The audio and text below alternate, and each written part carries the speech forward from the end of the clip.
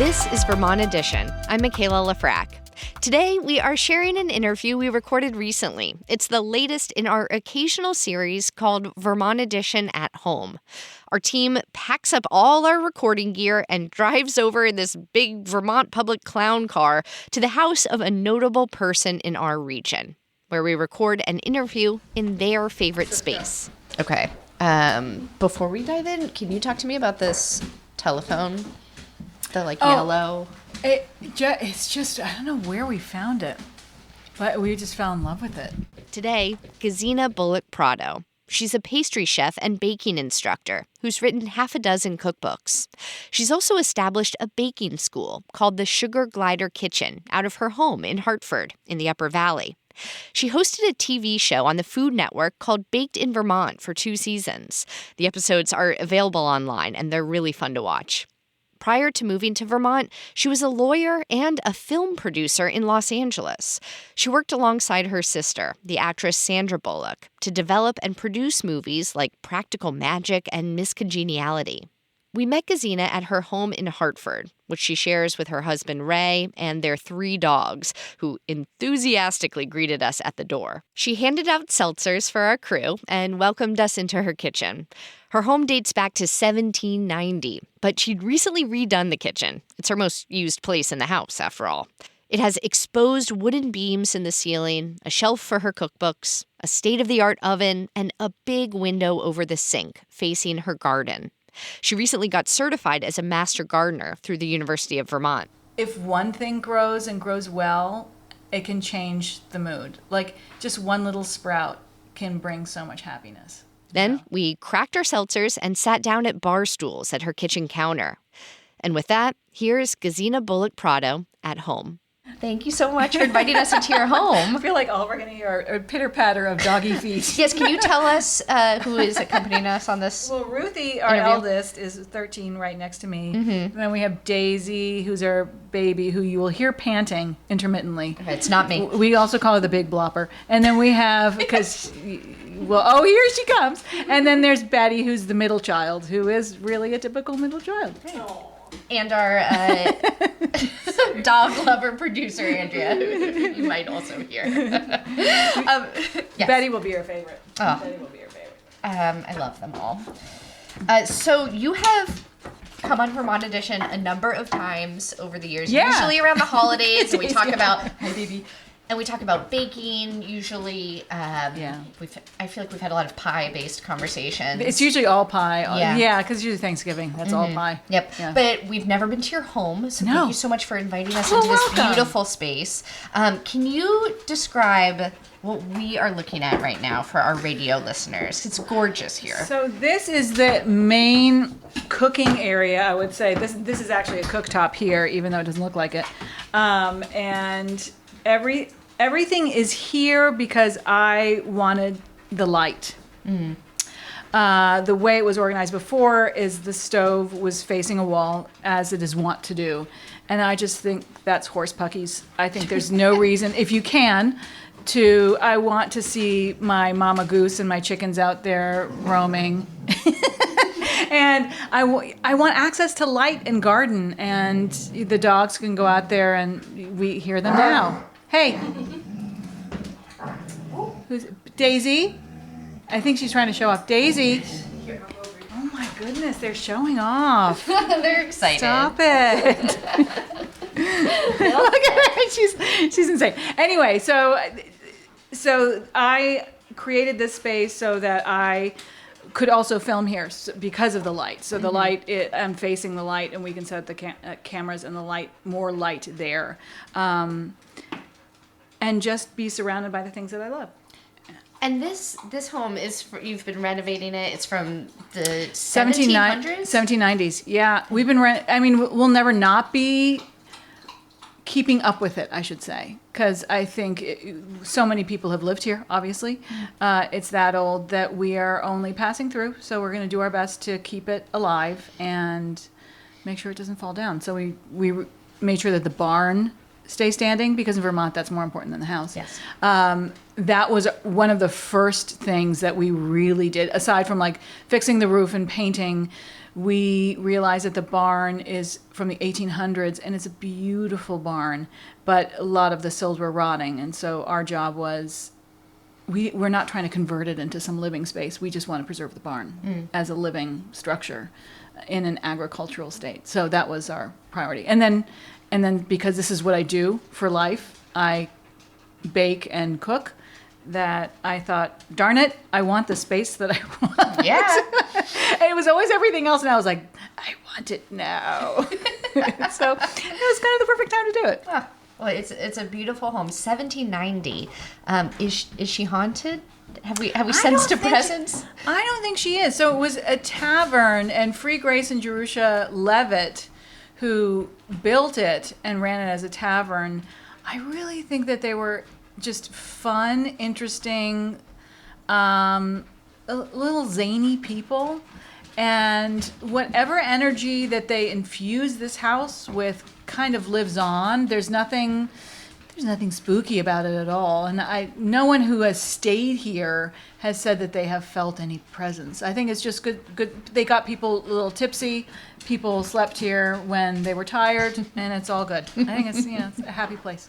And we're looking out onto a very happy scene. Yeah. Your gardens, and I see some happy-looking chickens strolling around out there. I know you're a master gardener. Yes? Yeah, Officially. I did the Vermont Master Gardener whole shebangy, and it was so fun. I mean, we are so lucky we live in the state that we live in, period.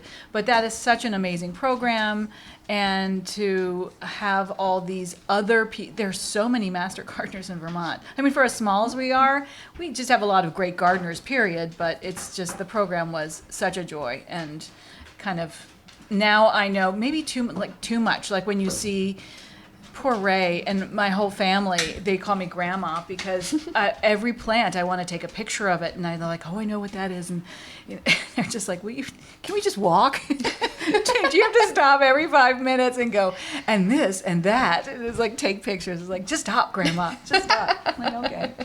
Do they give you like a badge or anything you get to sew on a vest when you become a master gardener? You get a lanyard. Nice. You get a lanyard. Okay, good. I'm glad you get something. So when you've been on Vermont Edition before, you've talked to us about some of your family cooking traditions. Because, again, we've talked to you at Thanksgiving. You've told us about your family gravy that you and your sister really love. Yeah. And I think a lot of times when we think back on our childhoods and food, sometimes I look back with rose-colored glasses sometimes. I've been thinking about this because I am raising a 4-year-old who only eats chicken nuggets right now and is in that incredibly picky stage. And I'm wondering if you have a memory of being a kid, and if there's one food that you were constantly asking for, or something that you absolutely hated that your parents would try to serve you. Well, I had a German mother, so you could not request or deny. Maybe So that's my problem. That's number one. I'm That was taking number requests. one. No requests. Yeah. And we were also raised macrobiotic vegan, so that was tricky, considering I am obsessed with sugar, so that was problematic. How did you get sugar? Did you find it from other outlets? I stole it from Stacy Coleman, who lived across the street. God bless who her. had all things orange and shrink wrapped and phenomenal. So I stole Oreos from those poor people. I think they knew they had to double down on everything that they bought, because I would come and just take it. I would eat it. But you said no requests allowed. I just did not like so much. And now I look back and I think my mom was so forward thinking about it, trying to lay a foundation for us for our well-being. Right. But a lot of it just was terrible. And I would be notoriously sitting at the dinner table because I could not leave until I finished everything for hours. With they call me chip munchies, because I would have You food. just store it? I'd store it because I just was. But she would not let me leave. She would not let me leave until I was done. Oh, Yeah. Vegan macrobiotic diet. Macrobiotic is by nature. Some people put a little pescatarian twist on it, but macrobiotic is by nature a vegan diet. Yeah. And I've read your cookbook, so you do not follow this anymore. No. You love butter. I love butter. As I was able to amend my own diet because I could buy my own food, like in college, I was vegetarian for the longest time. And then now I think I still lean towards that. Those are the things that I actually prefer, but I'll eat anything, quite frankly. Yeah. And when you were growing up, would your mom was the cook of the family? Yes. Yes. Did you help her in the kitchen? No. Or was she one of those, like, I'm going to do it? Again, German. Yeah. Again, out. Yeah. Yeah. But she was also very organized. She had a career of her own. So it was all very, for her, it was scheduled. So help really wasn't something that, I mean, during the holidays, we would all pitch in, kind of. But she would like have it organized and it would get done on her schedule. And so inviting someone in to cook with her was not a thing. She did, however, cook with her sister. Like when she and her sister got together, they would always cook together. Yeah. Did you and your sister like watch that relationship? And do you think that affected you? Because I think you've told me that like you and your sister. They kicked us out of the kitchen. But you and your sister now, I feel like you've talked about like the gravy and then calling each other to remember what's in it. Together. But I think that's kind of, we are a family of sisterhoods. Yeah. So she and I will, but like as far as my mother and her sister, we were not, we were kicked out of the room. We house. We were out of there. Well, I'm glad to hear you found a source for sugar and other dietary needs. Yeah, this is what happens. This is how you grow up. That's the problem. Like the withholding is problematic. I think for me it was because all I could think of was when I get older, I will have access. And then it's like, oh no, it could go very wrong. Okay, so you were in Virginia, and then you move out to LA, and you moved there and started going to law school around the time that your sister was becoming very famous. And I'm so curious what that time was like for you to be like studying and working and trying to like remain close to a sister coming from this family of sisterhoods. Yeah. When she was becoming one of the most famous actresses in the world. It's just family is family. All of that stuff is kind of nothing. You know what I mean? It is truly meaningless as far as family is concerned. So it is its own weird thing, and then sometimes terrible and dangerous thing in the modern world, just with the internet and all that stuff. But back then it was innocent, and we were so young. We didn't think much of it. Our mother was a performer, so that kind of light. Our mother was a relatively famous in Europe opera singer. So we were. It was just it was like the circus is in town, and it's like just the way we grew up. But I mean that was another level. But Yeah. An opera singer. Yeah. Wow. So many talents in your family. So you were out in LA. I'm going quickly here, but you were out in LA, and then you decide to move to Vermont. They're a little different. A lot just different. Just a bit. Was there anything that when you moved out here, then or now, that you miss from being in that city environment? And I'm thinking specifically of somebody who loves food like you do. 100% the food. 100% the food. Just the cultural landscape of LA lends itself to some of the most extraordinary food. And it's usually in the places where not in the hot, not in like Beverly Hills and places like that. That's usually where you get terrible chopped salads. But there is so much amazing, vibrant food and to drink, great wine in California, that I miss it, but it is such a wonderful thing to go back and visit and have it, because it is such a treat, right? When you live someplace, you're not going out to dinner we weren't all the time, so it's kind of great to visit and just have a food run. Yeah, and you've created your own space for amazing fresh food here too. Yeah. I do not regret for one moment the move that we made. But we were always able to visit and eat great Mexican food, great sushi, and then be filled and come back. Yeah. Why Vermont? My husband Ray went to Dartmouth, and when we were a courtin, he took me to a Dartmouth football game, and then driving across the Ledger Bridge to Norwich, I fell in love. And it was, with him or with this area? Yeah, maybe I loved him already. I wasn't sure. I was like, at that point, it wasn't really. He was not. I wasn't. I was, of course, thinking of him, but having met Vermont, I was taken because you grew up in Virginia. We share a mountainscape with Virginia that I adore. So those ancient mountains are just phenomenal. But growing up in the swamp heat of Virginia, that's not fun. That is not fun. No. So getting those mountainscapes here with not so much flop sweat was fantastic. And just the villages, and it was so interesting just going across that bridge. I immediately felt a different vibe altogether. I'm like, I get it. This is good. And it also reminded me a bit of Germany, which I loved as well. Yeah. Did you have any hesitations moving here about what that would mean for the career that you had built yourself in the film industry, and you were a lawyer? Did you already know at that time you wanted to shift towards I knew food? Yeah. I had been essentially putting myself through culinary school on the weekends, and I was like, and my mom died, and she died relatively young. And we all know that she was a very healthy person. She was a marathon runner. She was macrobiotic. She was focused on optimal health, but sometimes cancer does not care. Yeah. And so I was like, life's too short. I was terribly unhappy in LA.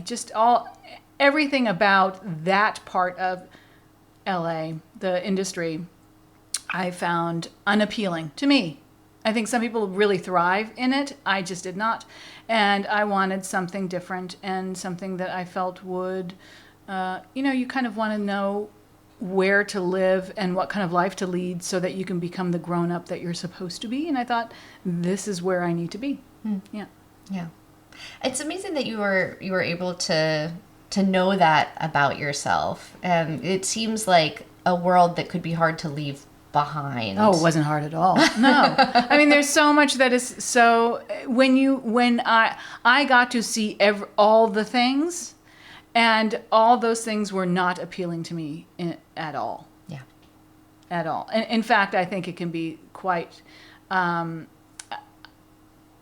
think for somebody who is focused on that kind of lifestyle, I feel like they are kind of putting a damper on their soul. It just does not feel healthy. It's not a healthy aspect of life. I don't know. There's just something that I find so not fulfilling about that place. Yeah. Yeah. Well, it seems like you've created a very different space than that here that is full of lightness and joy. Yeah, absolutely. And that in large part is fueled by your love of baking and cooking. Yeah, I mean, baking, teaching baking specifically is the way for me. We have to take a quick break, but when we come back, Gesine Bullock-Prado will tell us more about her new cookbook and share her can't live without kitchen utensils and pantry staples. More Vermont Edition at Home is coming up. Stay with us. Welcome back to Vermont Edition. I'm Michaela Lafrac. If you're just joining us, we are listening to the latest installment in our ongoing series, Vermont Edition at Home. In this series, we have intimate conversations in the homes of noteworthy people in our region. Today's is with Gesine Bullock-Prado. She was a lawyer and film producer in LA alongside her sister, the actress Sandra Bullock. Then she moved to Vermont and launched a successful career as a baking instructor and cookbook author. Her latest book, My Harvest Kitchen, comes out this fall. We spoke to her in her kitchen at her home in Hartford in the Upper Valley. I feel like going from going from being a student to being a teacher is a big shift. When did you know? No, it's not. You were like, I'm ready. A teacher. I am a teacher. But I'm also someone like when I was in law school, I was a moot court queen. I won every moot court competition. I forgot you were a lawyer. Of course you were ready to go. Because I like to talk. And I like to talk in the sense that I like to give information. Even my husband said, even if it's wrong, like if I'm so convincing, even if I'm totally wrong, and he's like, you're totally wrong. I'm like, but I'm so convincing. But I wanted to use my powers for good. So I imagine that if I'd stayed a lawyer, I could really do some terrible things. But as a baking instructor, it's kind of the same for me in that I just imparting knowledge is one of my favorite things to do, and making it interesting and fun. And baking is one of my great passions, obviously. So it's just so much fun to talk about it, teach about it, and get people competent to great at it. I'd like to talk to you a bit about your new book, My Harvest Kitchen. Yeah. Now, one of the things I love in your book, and I love when people do this in cookbooks, is when you recommend very specific brands that you are using, not only so that a person can match the ingredients and it'll turn out like what you're making, 100%. But also you're just like, you go in a grocery store and there's 20 different options for flour, and King Arthur, I saw a lot of local brands in there, King Arthur, Cabot, other things that you recommend. Yeah, well, I also, we are so lucky in that these things that I use, King Arthur for professional bakers is the gold standard. Mm-hmm. Unless you mill your own flour or have some very bespokey granary, they are so fabulously made and consistent. There's a consistency to it. And I think in teaching and in cookbooks, telling people the thing to use that will get you the outcome that I am showing you is so crucial. And gatekeeping those kinds of things is just so creepy. Don't teach and don't put out a cookbook unless you're willing to give the goods and say your outcome might not be exact as the picture shows, because I've got my 10,000 hours, but if you follow the directions, it's going to taste just as good. It might not look exactly the same, but it's going to taste just as good. And the recipes look so good in this book, in large part due to your skill. Also, your husband took the photos for it, right? Yeah, he did it for my Vermont table and for this, and tis the way to go. Get the husband who also takes the pictures for your cookbook. Because if anyone out there has written a cookbook, it is such a pain in the tush to have spent months and months and months, you're writing, and then you have maybe a week to take all the pictures for the book. However, if you get the husband who takes the pictures, as you're writing the book, when the thing looks at its best, you can scream, husband, husband, the food looks good and the lighting is fine. Please take a picture. And the stress is much lower simply because you're spacing out that huge task while you're writing the book. It's pretty fab. Yeah.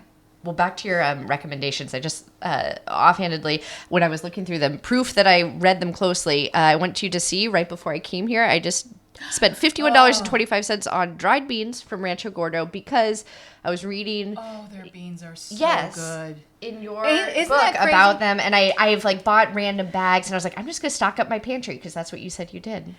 What I think is so interesting is that if you live a life of and this is a lot of what the book is about, is that if you just live your life getting the stuff that is available to you at the grocery store, and that can vary depending on where you live, right? So, but I think by and large, if you don't live not in a food desert, but not in like this fancy culinary world, this stuff, you're going to get what you get, and you're going to like it or not, right?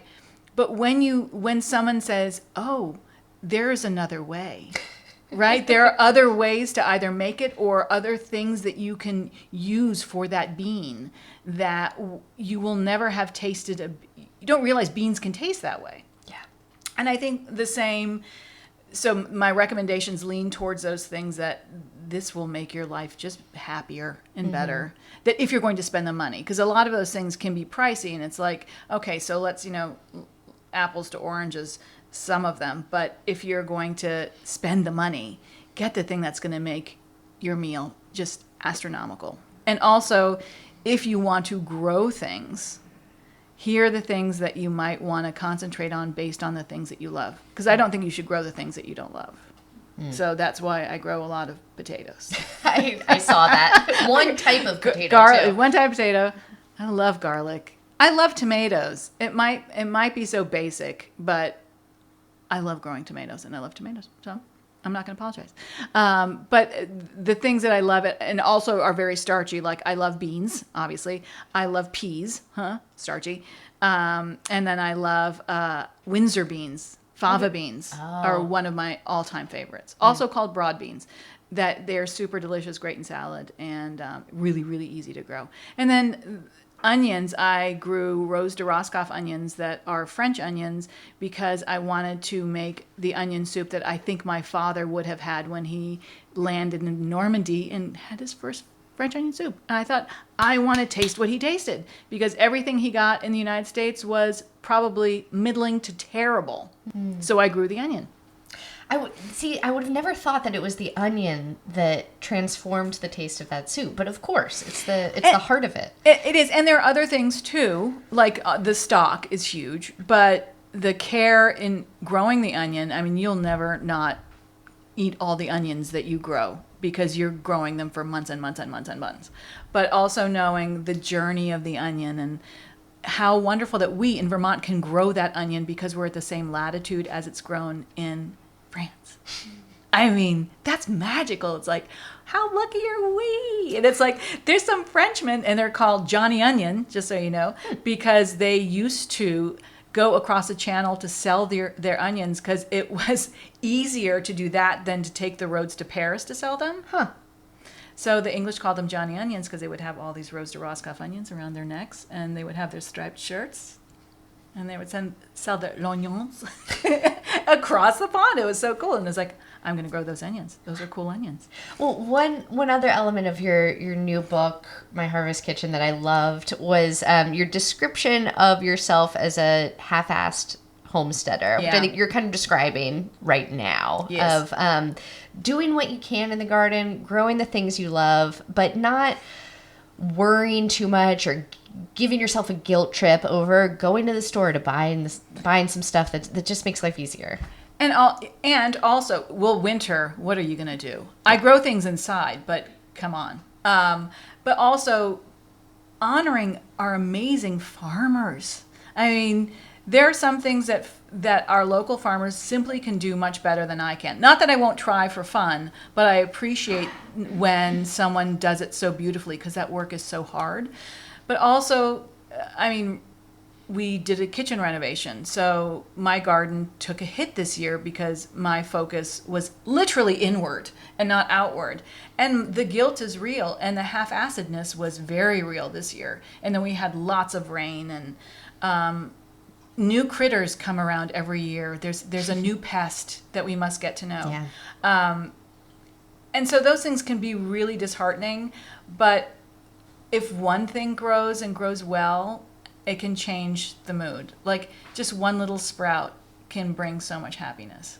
Your previous book, My Vermont Table, celebrated Vermont's 6 seasons and the different meals that you could make with seasonal ingredients. Can you talk to me a little bit about the how you conceptualized this new book, which also celebrates the seasonality of food, but has more than 100 recipes in it, I believe, and is this really a kind of expansive look at what you're making in your kitchen? Well, I would call it hyper seasonality, in that looking at the recipes will focus on the one thing that makes the thing the most delicious, if that makes sense. So, for instance, the butter chicken, when I grow tomatoes, I will take sometimes the ugliest but the juiciest ones, and I freeze a ton of them because I want butter chicken that is really good in the wintertime. And so if I have my frozen tomatoes, I know that when I'm craving this chicken, I can get my Misty Knoll chicken, which is shout out Misty Knoll. Misty Knoll.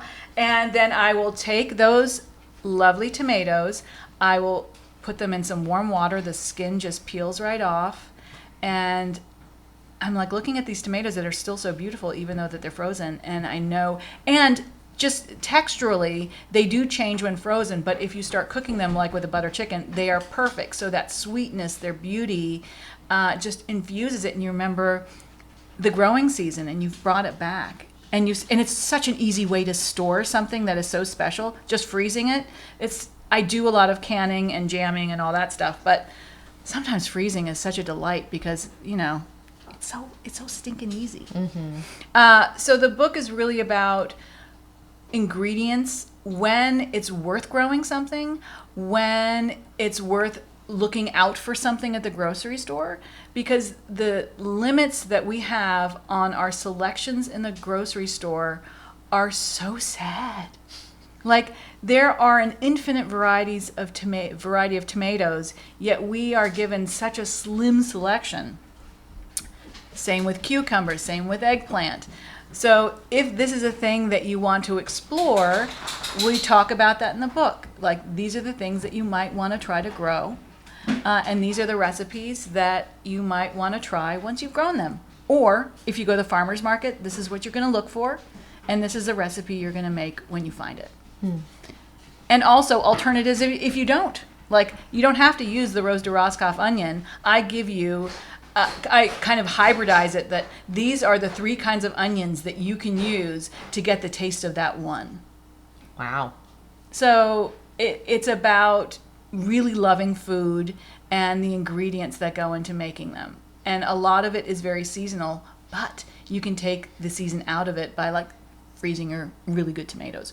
I have a couple rapid fire Yes. kitchen related questions for you. One, is there a kitchen utensil you cannot live without? I think a bench scraper is one thing that is so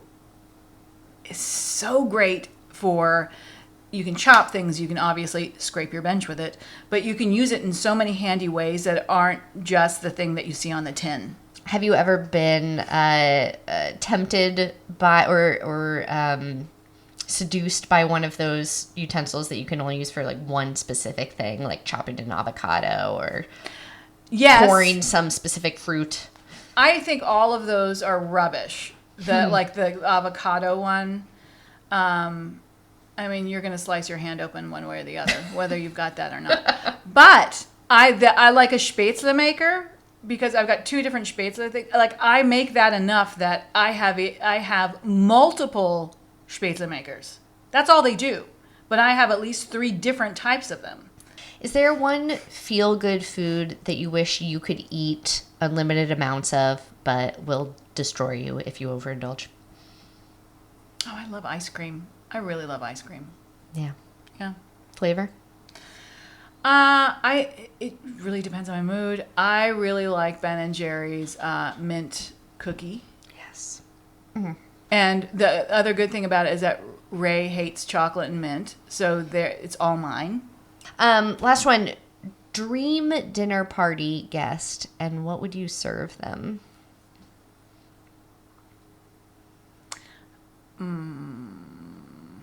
Oh, who would I want as a dinner party guest? You know what? Edgar Allan Poe. I'm just going to go with it because he dropped out of the University of Virginia, and he was such a sad, sad small man with such a creepy heart. And I would just want to... I would really want to feed him and make him feel better. But I also feel that he's lent so much to my life, and that I loved everything he wrote. I adored. You're a Poe girly. I'm a Poe girl, but he also went to University of Virginia. But also he was a gambler, and he lost all his money, and then he dropped out. And I just want to like feed him and go, it's okay. Like his whole sad poem, Annabelle Lee, is like, she seemed very sad, this young lady who died so young, and I really think you should be over this by now, and you need to eat a little something. So what would you feed him? Some kind of comfort food? I would feed him comfort food. I would definitely feed him Käsespätzle, so spätzle with a lot of cheese and fried onions, and I think that would really like buck him up, and then probably some pie. Everything very carb oriented, though he probably could use a protein based on his sallow skin and some greens. we'd figure it out. And we can get him a protein bar. Yeah, I'd let him take a nap. I would get his requests. I'd hand him the book and I'd say, just pick a few things. And I'm like, go into the hammock, take a nap, dear sir. Maybe take a shower and then take a nap. There you have it. Maybe this is your next cookbook. The famous sad men and how you would comfort them with food. Who write some really great, creepy stories. Yeah. All right. We're on to something. Yeah. Gesine, you have kindly offered to cook something with us. Can we? Yeah. Can we do it? Let's do it. Can we transition? Yeah, we'll transition. All right. Cool. We have to take one more quick break. In just a minute, though, Gesine Bullock-Prado will teach us how to make her favorite savory biscuits, featuring fresh herbs and lots of Vermont cheese and butter. This is Vermont Edition. Welcome back to Vermont Edition. I'm Michaela Lafrac. If you're just joining us, we are listening to the latest installment in our ongoing series, Vermont Edition at Home. In this series, we have intimate conversations in the homes of noteworthy people in our region. Today's conversation is with Gesine Bullock-Prado. In the 90s, she was a lawyer and a film producer in LA. Then she moved to Vermont and became a celebrated baking instructor and cookbook author. Her baking school in the Upper Valley is called Sugar Glider Kitchen. After our chat at her kitchen counter, our Vermont Edition team cleared away all our recording equipment, washed our hands, and got ready to bake.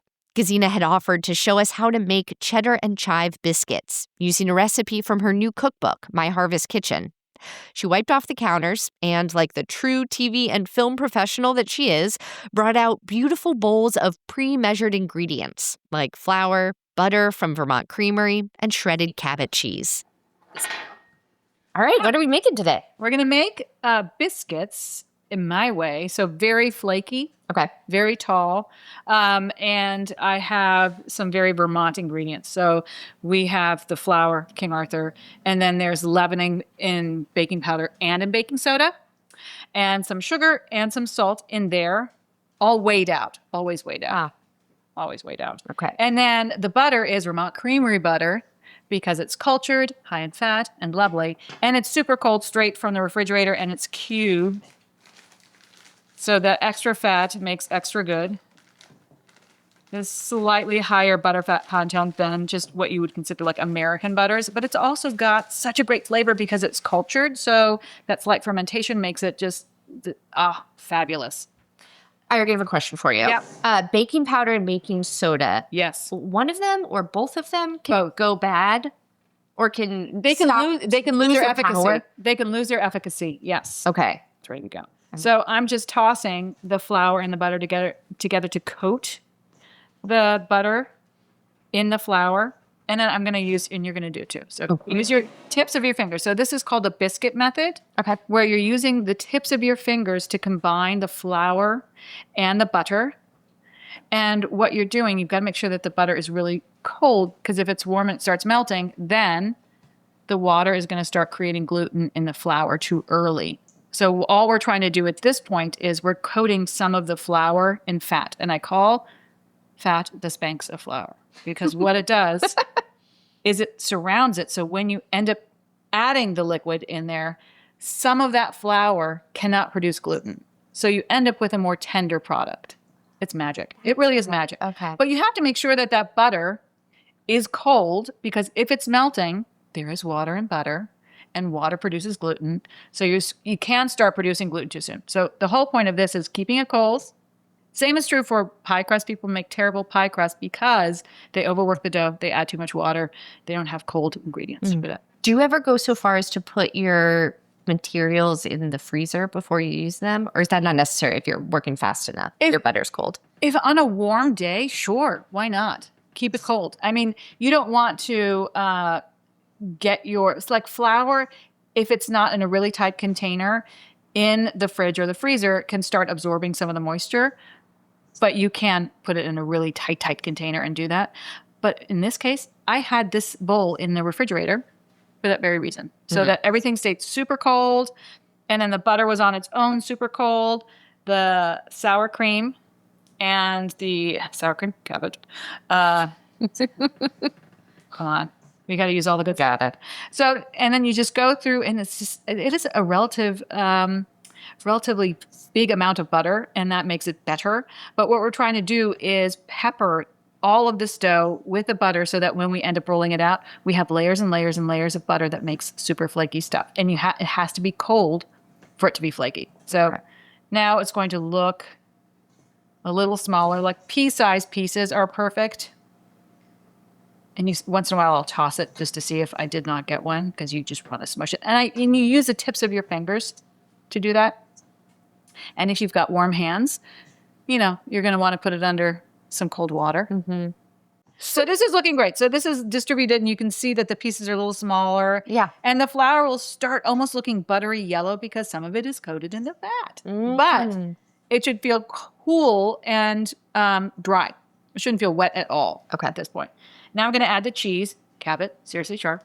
It's the best. And grated. I grated this, and there's some thyme in there as well. And this is about 2 ounces. And I'm going to toss that in there. So in Gentle Harvest, I have Gentle Harvest. That was the original title of the book. Oh, Gentle Harvest. Scoop. My Harvest Kitchen. I used fresh chives, and that would be in the early spring when I had them growing right outside the door. But you can use any herb that you like, or you can add something spicy, like cayenne is really nice in this as well. And then I'm going to add our buttermilk and our lovely sour cream. And the reason I do them both is that oftentimes it's hard to find a buttermilk that has enough fat for my liking. How do you know? It will say on the container. If it says non-fat, I will always use a full-fat sour cream so that I get that mouthfeel and of the fat that I want, and also the tartness of the two really lend themselves to each other. So sour cream is also tart, but there's something very nice about buttermilk. But there are some really nice buttermilks that are out there, so you can do them both. So I'm going to add this straight to, get it all in because it's delicious. And then I'm essentially going to toss them together. And it's going to look drier than you want it to be. But this is another thing that happens when people make biscuits or pie, is that they want to add more liquid to make it look more better. They want it to look like dough too soon, and that creates too much gluten, and that makes for tough biscuits, pies, all those things. So resist the urge. Resist the urge. You can do it. Okay. So what you're looking for is for the pieces to be broken up, for the moisture to be evenly distributed, but you still want to see pieces of butter because the butter is delicious. And we're going to do something very French next. Ooh. It's very exciting. It's called fraisage. And the best translation for what you do is schmieren. You're going to schmear it. All right, now you're talking my people's language. So now you compress and schmear. And you can see how it compresses and holds together. You can see your knuckles shake. You can see them in there. But because it's compressed and sticking together, you're like, oh, there's plenty of moisture in there. That's perfect. And what you're doing, not only are you compacting it, kind of proving to yourself that it's like, this is like proving you have enough moisture in there. You were very scared, but now you know. But also, the butter that's in there, you are layering it in the dough. You are smearing the butter and making streaks of butter that has not melted in the dough, so that when we ultimately bake it, it will puff up and be flaky. Makes those layers, yeah. So the dry stuff I'm going to put here. And you're rotating the bowl as you do this. Yes. I am my own mixer. So we are going to roll these out now, but we're going to do another French thing as well. So I'm dusting the bench. One thing that is important is that when you dust a bench, you don't termite it. You don't make piles. So you give an even dusting so that you don't have any gaps, and then you don't have any areas with too much flour. So now it is going to look unfinished, as it should. At this stage, if it looks like a proper dough, you have worked it too much. So it's going to be a tough biscuit. And when it is this crumbly, I'm going to do a little Julia Childsing and stomp it. And I'm going to roll it out to about 12 by 8. I'm going to guesstimate. That's 8. And that's 12. And I'm going to take my favorite tool, the bench scraper, and I'm going to make a single or letter fold. So this is creating layers in the biscuit. So you've layered it. There's like 4 layers or layers there now. Smack it again. Oh, Julia Childsing. And so we're going to do another fold by 12 by 8. I'm going to grab some of that flour. And now you can see it's starting to come together. It isn't so rough and tumble anymore. The moisture is really getting expressed. You can see it coming out. Bench scraper, favorite tool, also coming into. So 12 by 8, 2 times. And then 2 letter or single folds. And then that is creating all that layer structure that makes for a very fluffy biscuit. And I am one of those people that I like all kinds of biscuits. I like flaky, and I also like the really tender, almost drop biscuits. I mean, I will take them all. I'll take them with butter, with lard, all of them. So now I'm going to take it off-pieced, put a little more flour down, and then I'm going to gently roll it into a 9 by 6. So you have to pay attention because I give you 2 measurements. And so if you're being sleepy or not paying attention, that's why we're recorded. You get the wrong shape of biscuit. So this is where we're going to start cutting our biscuit. So I'm not going to use a biscuit cutter. I'm going to use a really sharp knife. Okay. And the reason is I want full flake. And if you use a biscuit cutter, you are going to compress the layers too much. Okay. And by using a really sharp knife, you are going to allow those layers to expand, like jazz hands. So I'm going to first trim the edges. This will not go to waste. I call this the yarn ball biscuit. So that will become its own large biscuit. But the reason I am cutting the sides is that the expansion. We want to make sure that every part of the biscuit expands. So if you do not cut that properly, it will be compressed. And I'm not doing any pulling of the knife. I'm just stomping straight down for that clean edge because that will do much the same as too much twisting. Okay. It will smear that butter in a way we do not want. And then really small sheep's hand because the scone is going to use its sisters and brothers to keep it from tipping off to the side because it is going to expand and get very tall. You can see the layers. You can see the layers. And then they go in for like 12 minutes. Wow, that's done. Oh, they're beautiful. And then when they are done, we will brush them with more butter because more butter. I saw this and I think I'm just like smiling softly at them like I would a baby. They're so pretty. Oh, Daisy, interesting to see you. Interesting. It's just like, what's happening? And I just want to emphasize again that was so quick. Like, it doesn't have to be a big production. Once Nothing you know what has to you're be, doing, yeah. And also, you have the right tools. Planning. And this is not, you need a bowl and fingers. Sure. Are the main things. Yep. A scale is always great to make sure that the consistency is always there. And then great ingredients and just having time and not being so, I mean, people stress out so much and they berate themselves for not doing everything perfectly. It's like, you got to give yourselves some grace, first of all. It's not your fault that you have hot fingers. So if you need to take a break and put the whole bowl in the freezer just to cool everything down, just don't be angry at yourself. You can get great outcomes if you are gentle with yourself and you know what the parameters are. Yeah. Right? If that hot hands, it's okay. Okay, let's make sure. So pretty. I'm going to and do a crack just to make sure it didn't. Oh, yeah, they're fine. They're fine. Did anybody like more butter? I mean, what thing would you recommend? These are beautiful. Just thank you so much. You're very welcome. Cookbook author and chef Gesine Bullock-Prado from her home in Hartford in the Upper Valley. You can find that recipe for cheddar and chive biscuits in her forthcoming cookbook, My Harvest Kitchen. Thank you so much to Gesine and her husband Raymond and their sweet pups for welcoming the Vermont Edition team into their home. And be sure to stay tuned for future interviews in our ongoing At Home series. Vermont Edition's managing producer is John Ahrens, and our producers are Andrea Lorian and Daniela Fierro. Our theme music was composed by Myra Flynn. I'm Michaela Lafrac. Thanks so much for listening, and we will catch up again soon.